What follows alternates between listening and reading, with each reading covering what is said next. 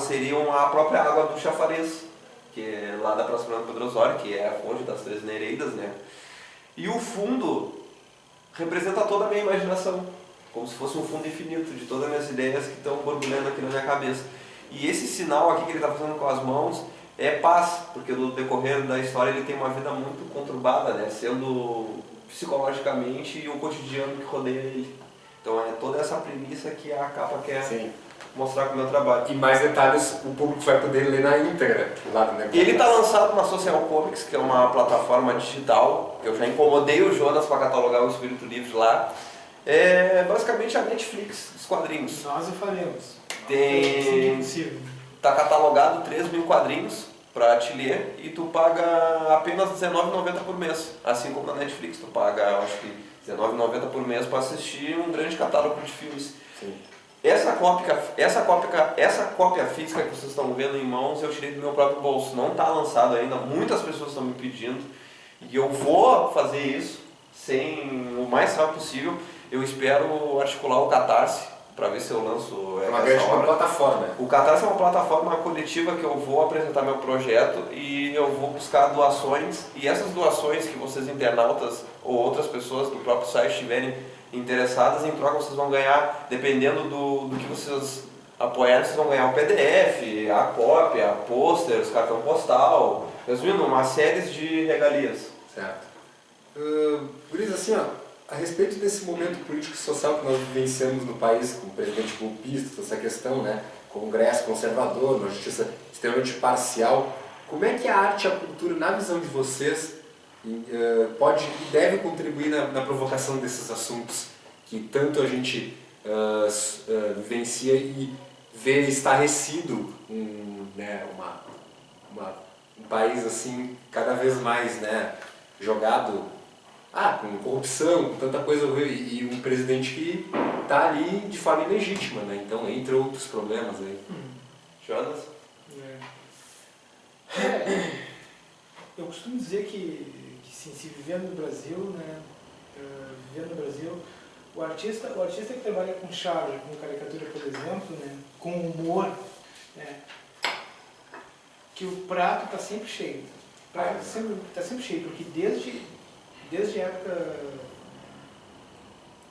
época de 2 séculos para cá, né, que o Brasil é conhecido como República das Bananas, né? Sim, sim.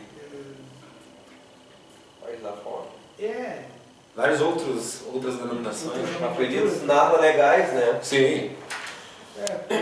1º de abril, por exemplo, as pessoas ainda ligam como dia da mentira, dia de fazer a troça para o amiguinho. Vou te contar uma mentirinha, vou pegar uma pecinha. Pô, mas 1º de abril é o dia que os caras deram um golpe militar na América Latina inteira, né? 1º de abril de 1964. Então... Jonas, uma dúvida. Foi daí que enraizou esse dia? A partir desse golpe já existia o... Não, já tinha o dia da mentira, 1º de abril. Só que a partir de então ele fica mais... né? Ele vai ter uma notoriedade muito maior. Sim. Né? E a gente está lá morrendo no pau de arara, até os anos 80 vivendo ressacas de militarismo, e essa frescurinha do dia da mentira e tal. Só que ninguém se dá conta até os dias de hoje. Tem gente que nasce dia 1º de abril, aí muda o nome, porque não quer estar ligado o dia 1º de abril que é dia da mentira. Porra, é uma data foda, cara. Uma das datas mais fortes para a gente lembrar. Sabe? Que a gente sofreu o golpe dos militares no dia 1º de abril de 1964. Na América Latina inteira. Exato. Então... começando pelo Brasil. Então, poxa, aí, né, pegando o que tu falou sobre o que a gente pode fazer, cara, não só a classe artística, mas a população inteira, né? A população tem que parar de trabalhar. Tem que parar de trabalhar para começar. É isso. Parar de produzir. Para começar. Né? Nós, artistas, nós colocarmos cada vez mais o nosso trabalho com a questão política, o protesto político, né? E muito artista costuma dizer que meu trabalho eu não vou usar assim porque eu não me meto com essa coisa de política. Cara, tudo que a gente faz é política. Isso aqui agora que a gente está fazendo é política. É o exercício pleno da cidadania. Ser político é isso. A gente se ligar que prefeito, vereador, é tudo... Eles são temporários, eles são servidores públicos, nossos servidores, porque nós votamos neles. Nós é que temos que tirar. Né? Então o presidente, esse presidente que está aí, ele assumiu, né? Ele assumiu que ele é golpista, ele foi para a televisão dizer que ele é golpista. Né? E nós vamos perder tudo, nós vamos perder tudo. Os caras vão começar a vender os seus carros porque não vão ter mais como sustentar a gasolina dos seus carros, o IPI que foi baratinho para todo mundo comprar, as casas que foram financiadas. Nós vamos começar a perder tudo que a gente adquiriu nos últimos 20 anos. Né? E é isso, não é só a classe artística. Né? Nós, artistas, temos um papel fundamental, né? Que é o de estar produzindo cada vez mais com um caráter de enfrentamento, sim, de protesto a esse sistema de sociedade que a gente está vivendo agora no Brasil. Sim, a gente transmite protestos e soluções através da arte. Com certeza. Sim, mas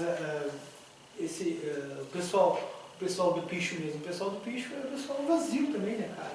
O pessoal vazio que a gente vê o trabalho deles aí pela rua, aí estão pichando. Beleza, estão pichando, mas, sabe, continua aquela coisinha das frases, meu país é só futebol, meu país é só carnaval. Mas e aí? Eu acho que é uma coisa muito jogada. Algo superficial. Cadê a expressão? Cadê o engordamento das marchas? Engordar mesmo as marchas. É algo bem por cima, bem magro. Sabe? E quando se tem aquelas caminhadas, nós é que temos que ter esse protagonismo, a juventude, não os vereadores. Tem as caminhadas ali, os vereadores estão em cima do palanque ali. São os caras, ali em cima do palanque. São os caras que dialogam com esse movimento político aí do governador do estado, do presidente da república, né? O estado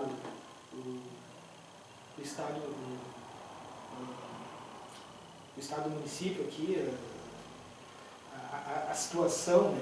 PSDB, no estado, do MDB, sim, sabe, eles são todos alinhados esses partidos aí, com movimentos de direita neoliberal. Eles querem vender o país. Qual é aquela faculdade ali do Porto que está toda pichada? Não é faculdade, acho que é um prédio relacionado à faculdade, né? Ali pelas bandas, antes de chegar na Papoeira, tem um prédio ali que está todo pichado.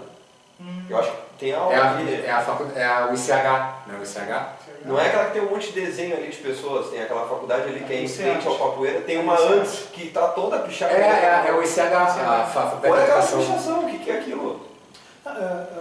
Os amigos grafiteiros até costumam dizer que é arte. Tá, cara, eu não discuto que seja arte, que não seja arte, mas que tenha proposta. Tenha proposta, entendeu? Como o Basquiat falava lá nos anos 80, ele vinha com os murais dele de rua, né, fazendo as pinturas dele e colocando no rodapé, mais da mesma merda, mais do mesmo lixo, fazendo protesto à arte vigente da época. Olha aquela arte que o Agassi fez na parede do grafite em homenagem à menininha Kimberly, que foi morta com uma bala perdida. Eu vi a homenagem que ele fez numa parede. Aquilo assim é uma arte que passa uma mensagem estrondosa.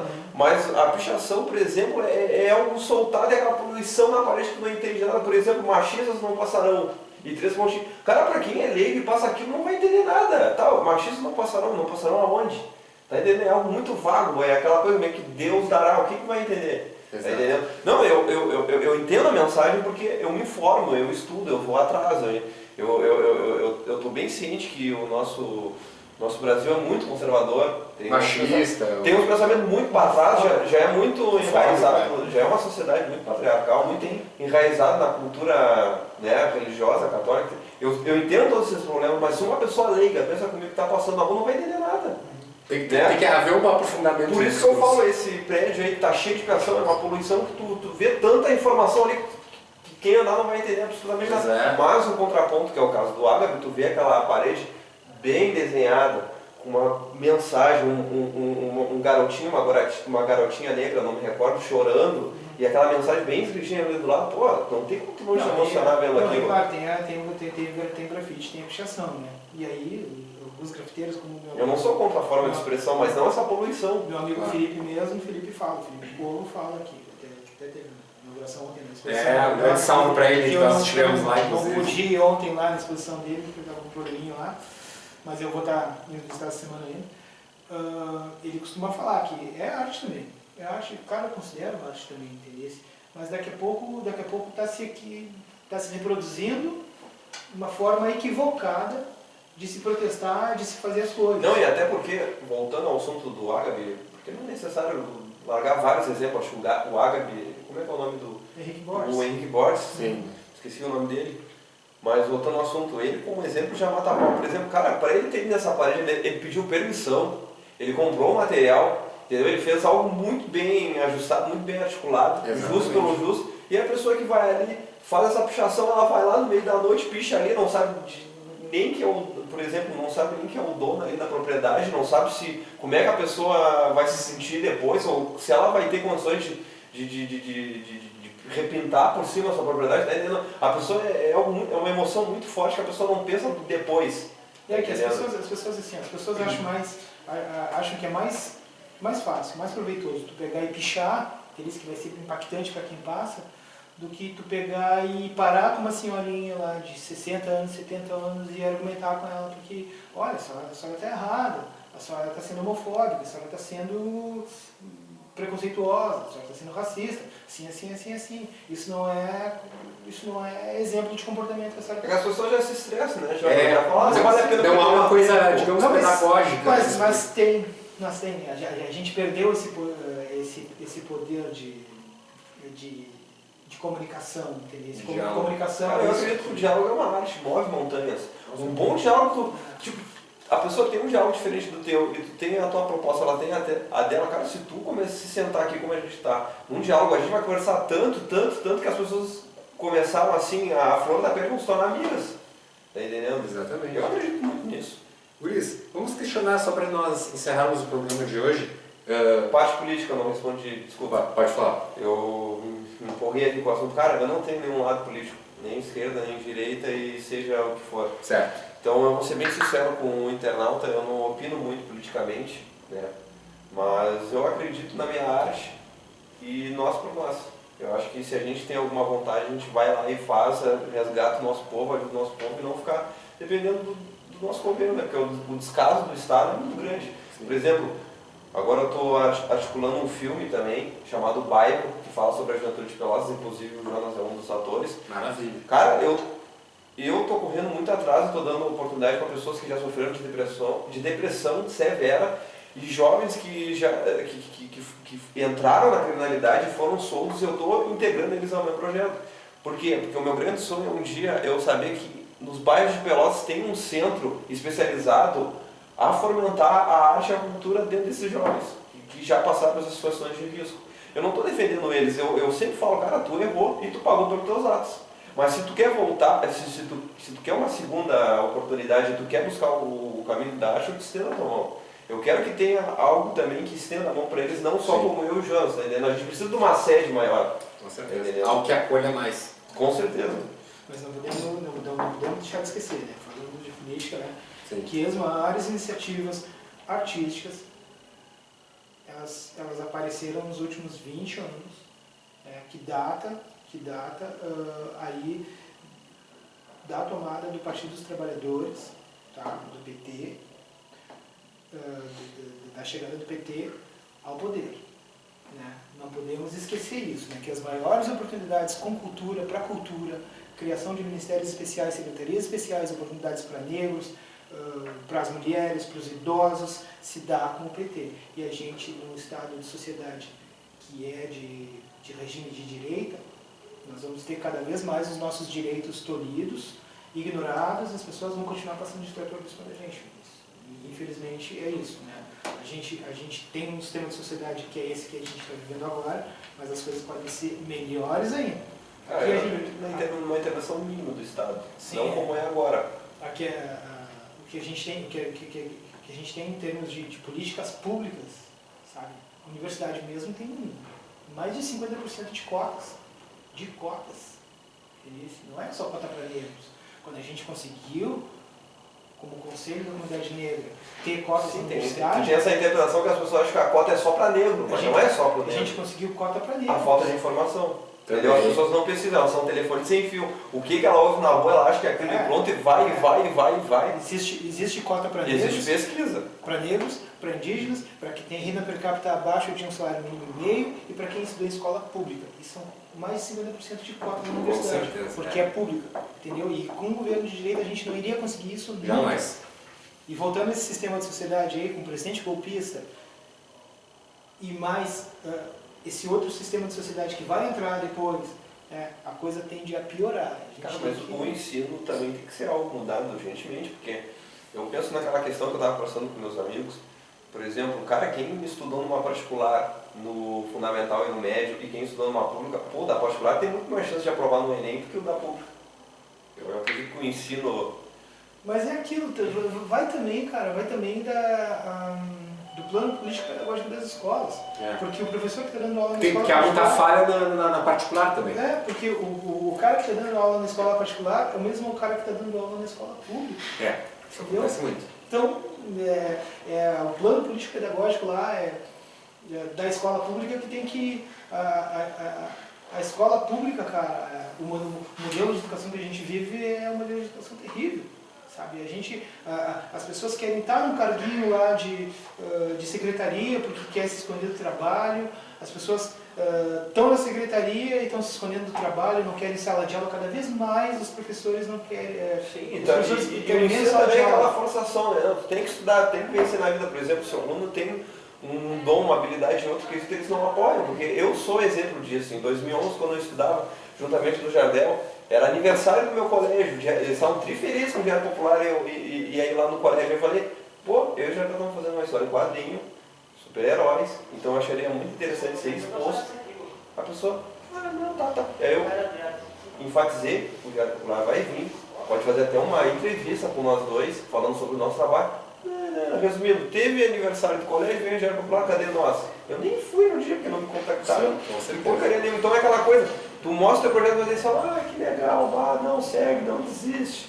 Tá entendendo? Meu pensamento é extremamente pessoal, eu acho que o colégio tem que fomentar a cultura dentro do aluno também. Se ele tem, por exemplo, eu vejo que tinha o guri bom de bola lá que eles levavam, mas não é só esse o talento que existe num menino, numa menina jogar bola. Tem gente que busca o viés da música, da escrita, do desenho. Tem vários layers que eles também têm que...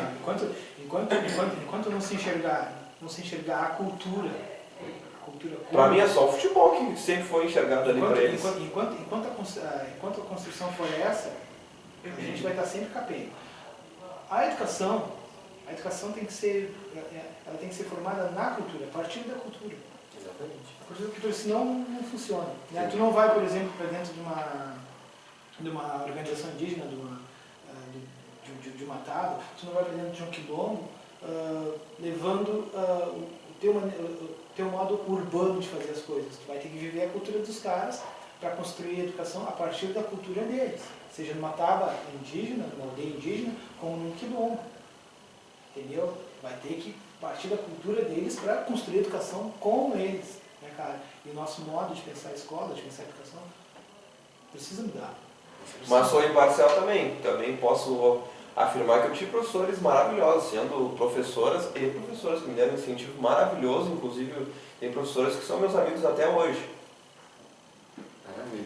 Por isso, assim, para a gente encerrar o debate de hoje, e vamos comentar a respeito, só para a gente fechar mesmo, em relação aos mecanismos de financiamento, falando para a cultura, de incentivos, a questão aí da arte, da cultura, que a gente falava da questão do investimento que o governo federal, na época do Lula, fez graças ao ministro Gilberto Gil. A gente precisa falar, na época que o Gil era o ministro ali, começou essa questão desse fomento.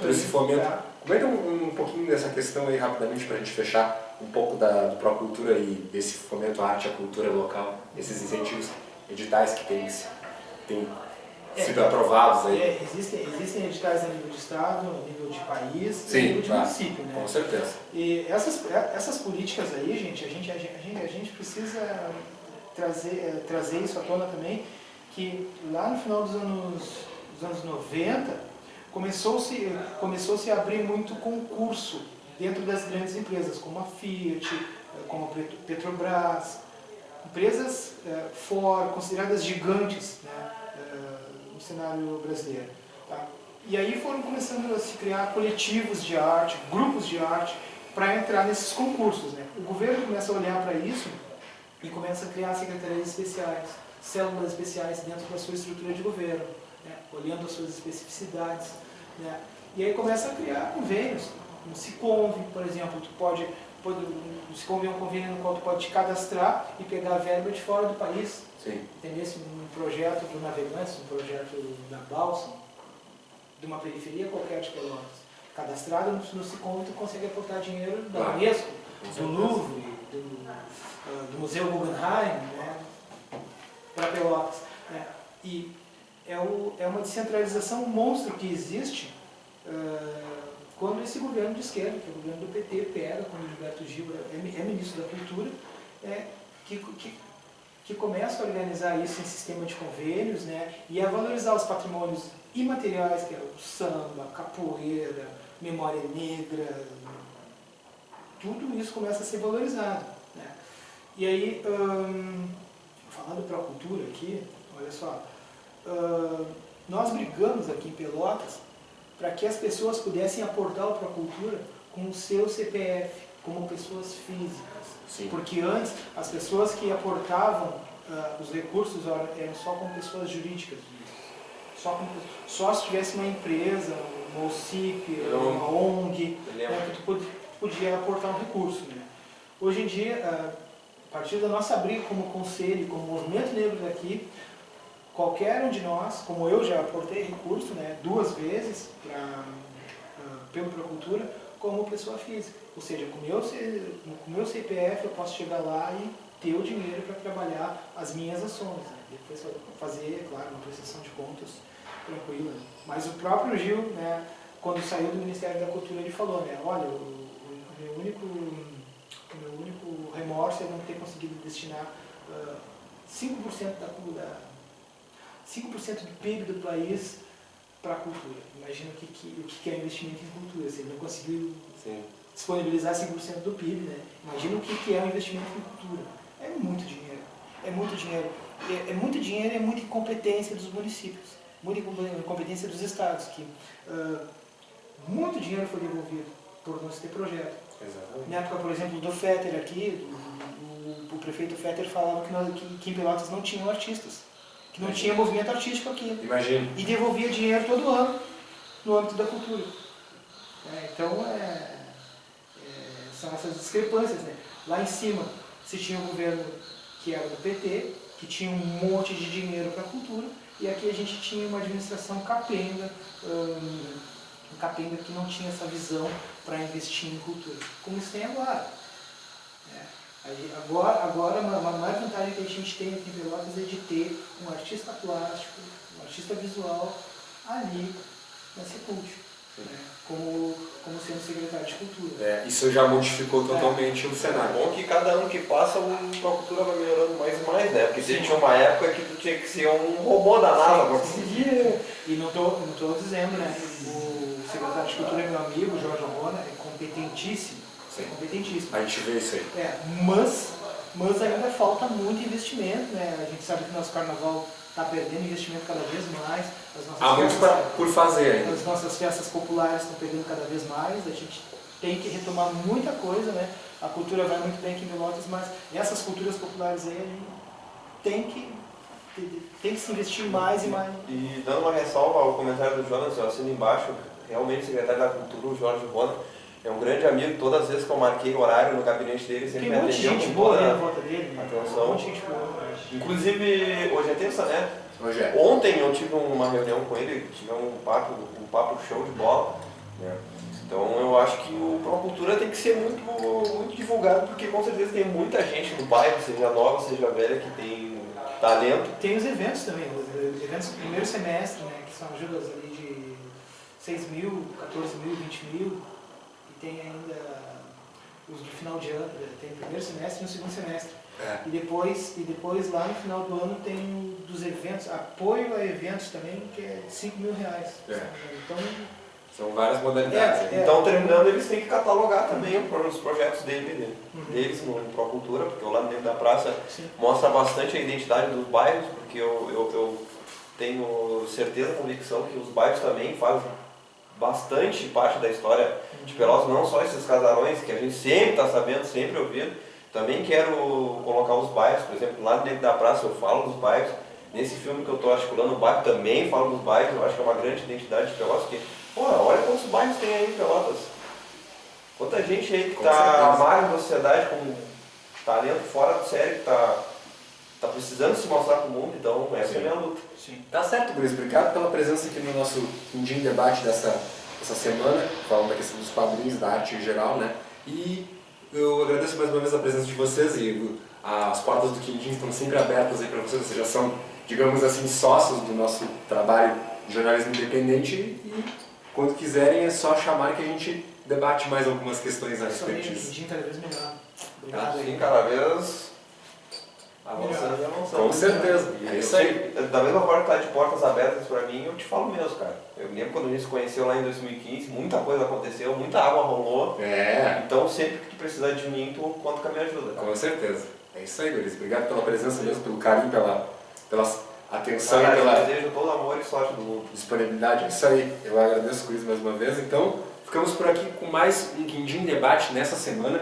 E semana que vem estamos de volta com mais um debate, mais um tema em discussão aqui dentro do nosso Quindim Cultural. E só repassando os nossos parceiros aqui, nossos apoiadores culturais, a Quebra-Mar, fica ali na 15 de novembro 569, a Livraria, a primeira locadora de livros online de Pelotas, livraria.com.br é o site para você aí fazer sua locação, troca ou doação. E também a Revistaria São Francisco, fica ali na Gonçalo Chaves 2810, loja 1, dentro do Nacional. Voltamos semana que vem e forte abraço. Minha última ressalva, curtam a página oficial do Lado Negro da Praça, no Facebook, que está O Lado Negro da Praça, e eu quero assinar embaixo, a Revistaria São Francisco está me dando um baita apoio com esse mangá, É isso aí. em termos do Catarse, e é isso. Tá certo, pessoal. Semana que vem estamos de volta e não percam a próxima edição. Até mais. Eita, que legal, que legal, que legal. Isso aí. Vamos lá, galera.